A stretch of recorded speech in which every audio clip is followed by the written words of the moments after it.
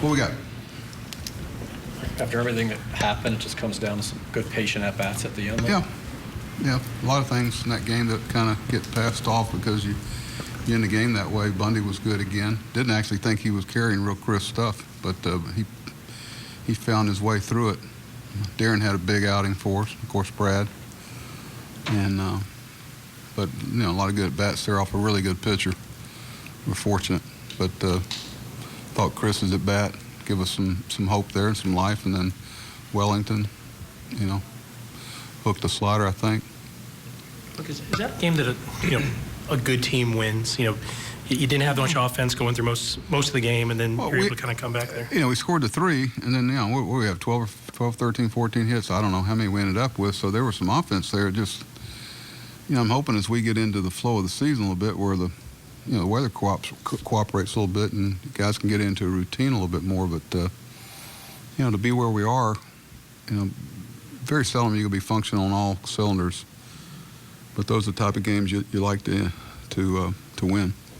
Do you see some overall patience that you haven't seen from your batters this season as opposed to we went through periods last year where we were. It's just to be able to carry out that approach over a long season is really challenging, especially when you're not getting a return with the swings. Then you allow them to take you out of the zone. Not many pitchers make a living in the strike zone up here. And there's so many pitches that appears a strike, and people say, why do you swing that slider on column A? One, because he may call it. Two, it's a strike for a long time. It's like Zach Sinker. It's a strike for a long time. And so you cannot take until you hit up here. You got to hit until you take. So our take button late has been good. And Seth brought that with him. You talked about wanting to get Ryan a start, and obviously got one hit for you. But then he gets up in that position there, and he hasn't hit a lot, and you stick with him, and he draws that walk. I mean, how important is how big? Ryan looked good tonight. I thought he was had some good at bats and seeing the ball well. Nobody was seeing the ball as good as Beckham, I can tell you that. But you could tell from the first at bat that Ryan, seemed to be.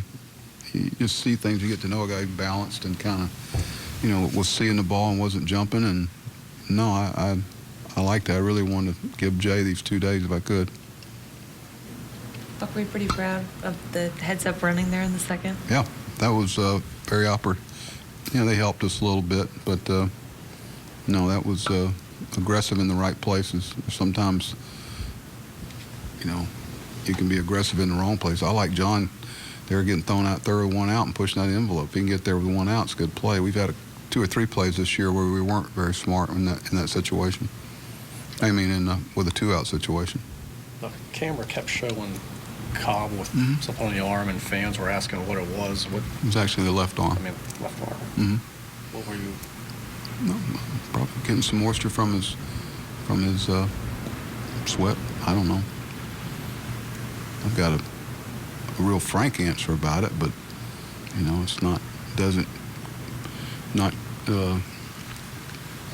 conducive to us being good for the rest of the year. So, yeah, I saw it too. Saw it first inning. Saw it last time he faced us last year. I'm sure a lot of other managers see it. With Dylan, obviously he's pitched well, this year. His fastball velocity's steadily dropped a little bit. He went and got it a couple times this year. And I know it increased as he went along tonight. But when you see what he's doing, obviously the results are there. But does that spark any concern or anything like that? Of course, sure, I see it. And we talked to him. He's had great work days. No, but he's evolved into. I don't want to say he paces himself, but he's so much more of a pitcher. Like I thought this was one of his better outings, considering he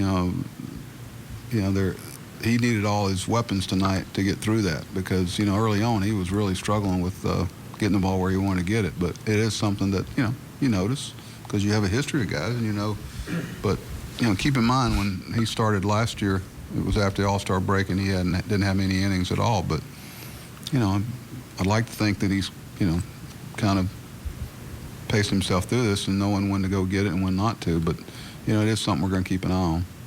You talk about track record.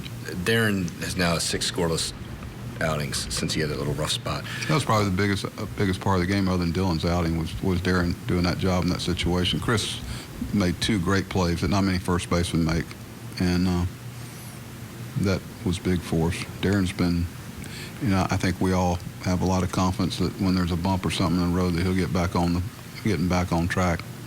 You think about from his delivery and everything he does, the whole world, especially in our division, know exactly what he's going to throw at him, and he continues to have success. That's when you know you got pretty good guys, when they know what Zach's going to do, and Brad and Darren, and they still continue to do it.